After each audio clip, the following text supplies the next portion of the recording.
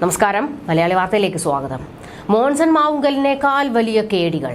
രാഷ്ട്രീയക്കാരും പോലീസുകാരെയും വരെ തങ്ങളുടെ തട്ടിപ്പിൽ പങ്കാളികളാക്കിയ ഭാര്യയും ഭർത്താവും. ഇഡി പൂട്ടിട്ടപ്പോൾ പുറത്തുവരുന്നത് വൻ തട്ടിപ്പിന്റെ വിവരങ്ങളാണ്. ക്രിപ്റ്റോ കറൻസി, OTT പ്ലാറ്റ്ഫോം എന്നിവയുടെ മറവിൽ ഹൈറിച്ച് MD VD പ്രതാപനും ഭാര്യ ശ്രീനയും തട്ടിയത് 2300 കോടി രൂപ.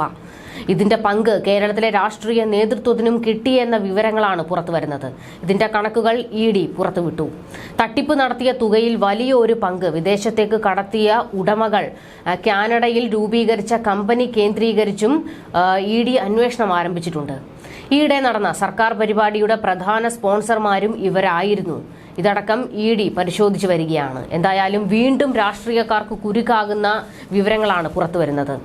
പുതിയ സാഹചര്യത്തിൽ തട്ടിപ്പ് നടത്തിയ തുകയിൽ ഏറെയും വിദേശത്തേക്ക് കടത്തിയിരിക്കുകയാണ് ഇവർ. EDയുടെ റെയ്ഡിന് മുൻപ് രക്ഷപ്പെട്ട ഹൈറിച്ച് ഉടമകളായ പ്രതാപനും ശ്രീനയ്ക്കുമായുള്ള അന്വേഷണം പുരോഗമിക്കുകയാണ്. ഇവർ സമാഹരിച്ചതിൽ 482 കോടി രൂപ ശേഖരിച്ചത് ക്രിപ്റ്റോ കറൻസി വഴിയാണെന്നും ED അന്വേഷണത്തിൽ തെളിഞ്ഞിട്ടുണ്ട്. പ്രതികളുടെ ഇടപാടുകൾക്ക് ഇടനിലക്കാരായ 10 പോലീസുകാരും ഉന്നത രാഷ്ട്രീയ നേതാക്കളും അന്വേഷണ പരിധിയിലാണ്. ഇതിനിടെ അറസ്റ്റ് സാധ്യത കണക്കിലെടുത്ത് പ്രതികൾ മുൻകൂർ ജാമ്യാപേക്ഷ നൽകിയിട്ടുണ്ട്. കോടതിയിൽ പ്രതികൾക്കെതിരെ സമാന കേസുള്ള വിവരം ED അറിയിക്കും.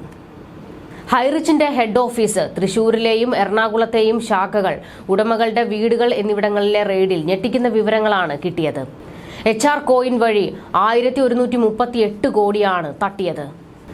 ഇവർ സമാഹരിച്ച പണത്തിൽ 482 കോടി രൂപ ശേഖരിച്ചത് ക്രിപ്റ്റോ കറൻസി വഴിയാണ്. ഓൺലൈൻ മാർക്കറ്റിംഗ്, മണി ചെയിൻ ഇടപാടുകൾക്ക് പുറമെ ഹൈറിച്ച് ഉടമകൾ കോടികൾ തട്ടിയെടുത്ത വഴികളിലൂടെയാണ് ED ഇപ്പോൾ അന്വേഷണം തുടരുന്നത്. കഴിഞ്ഞ വർഷമാണ് ഹൈറിച്ച് ഗ്രൂപ്പിന്റെ HR OTT പ്രത്യക്ഷപ്പെടുന്നത്. സ്വർണ്ണക്കള്ളക്കടത്ത് കേസ് പ്രതി സ്വപ്ന സുരേഷ് തന്നെ ഭീഷണിപ്പെടുത്തിയെന്ന് പരാതി നൽകിയ വിജേഷ് പിള്ളയുടെ ആക്ഷൻ OTT ആണ് ഹൈറിച്ച് ഉടമകൾ വാങ്ങിയത്.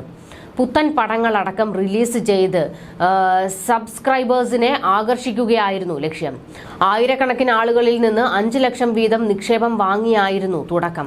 ഇതിന് പിന്നാലെയാണ് HR ക്രിപ്റ്റോയുമായുള്ള രംഗപ്രവേശം. ഒരു HR ക്രിപ്റ്റോയുടെ മൂല്യം $2, 160 ഇന്ത്യൻ രൂപ.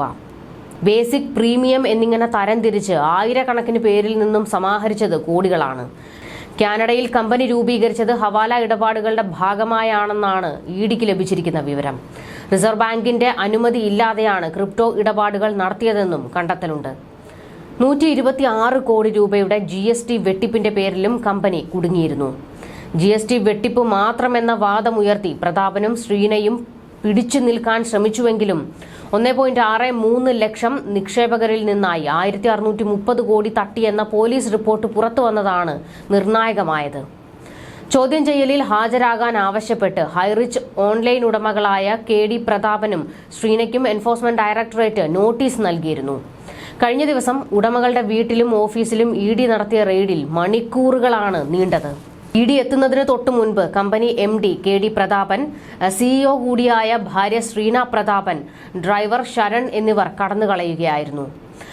ലാഭവിഹിതവും മറ്റ് ആനുകൂല്യങ്ങളും നൽകുമെന്ന് വിശ്വസിപ്പിച്ച് നിക്ഷേപം സ്വീകരിച്ച പ്രതികൾ ഇത് വിദേശത്തേക്ക് കടത്തിയെന്ന പരാതിയുടെ അടിസ്ഥാനത്തിലാണ് തൊടുപുഴ വലിയാലുക്കലിലെ വീട്ടിലും ചേർപ്പിലെ ഷോപ്പിലും ED റെയ്ഡ് നടത്തിയത്.